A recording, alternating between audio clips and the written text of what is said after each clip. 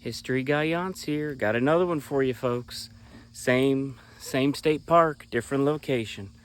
I am at Swanee River State Park, and I'm over here at the town of Columbus, or what remains of the town of Columbus, which is the cemetery, which is a very old, early 1800s cemetery. Let me read this interesting placard. Today you hear only birds, but close your eyes and imagine the crunch of wooden wagon wheels, carriages, horse hooves on the old stagecoach road. Steam whistles of logging trains and riverboats pierce the air above the sound of the life in the town of Columbus. On a hot summer day like today, it's hot, I'm sweating, you might hear the excited cheers of children as they run to meet the steamboat. At its peak in the late 1800s, more than 500 people lived here. The confluence of the Swanee River and Withlacoochee rivers gave rise to an area bustling with commerce, drawing settlers and tourists heading deeper into the Florida interior.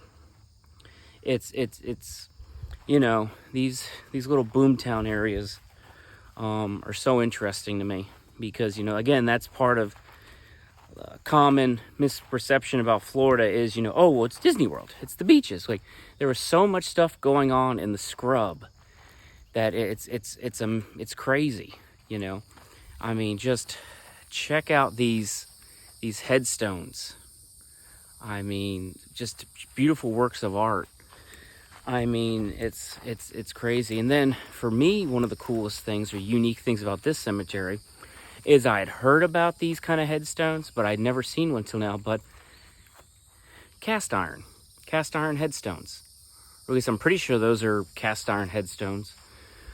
You just, again, listen, just nothing but birds, bugs, and me yakking up a storm about this interesting place out in the middle of effectively nowhere. But you know, there was a huge ferry crossing here. There was a railroad crossing at one point. You know, like the placard said, you know, two rivers meeting. You know, this would have been a major hub for logging and for coming in the state of Florida because, you know, we're not that far from the Florida-Georgia border here. So again, just, you know, get out there and check these places out. I mean, you know, a lot of these headstones are early to mid 1800s. So this is a pretty old settlement. I want to say, did I see one? I might have, no, take that back. I thought I'd seen one 1700s, but that was a different graveyard I visited, or cemetery. So get out there and check these places out while you can. You know, go off the beaten path. You know, check things out because, you know, like I'm about to show you over here. Like with most things in history, like I keep reiterating through and through, that, you know, once they're gone, I mean, they're gone, and sadly, not everybody holds our heritage in high regard like we do. I mean, right here, this is a headstone. Notice something? There's no headstone. There's just there's where a headstone was, but now there is no headstone. I mean, I don't know who this individual was, other than somebody scribbled on the little concrete here. Born December 26th, 1877, died November 18th, 1927, it looks like. So again, you know, who was their name? Who was this person? Was he or she a carpenter, a clerk, a housewife, a maid, a seamstress? Was it a logger from the logging days? Was it just somebody passing through that could afford a headstone and a plot in a cemetery? You know, again, who was this person?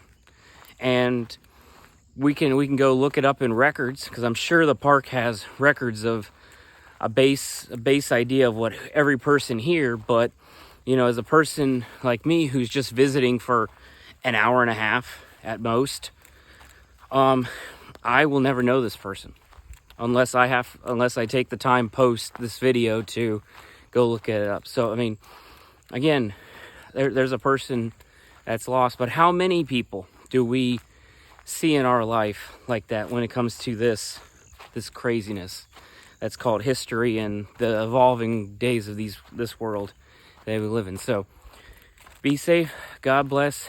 Get out there and check out that history. Next video.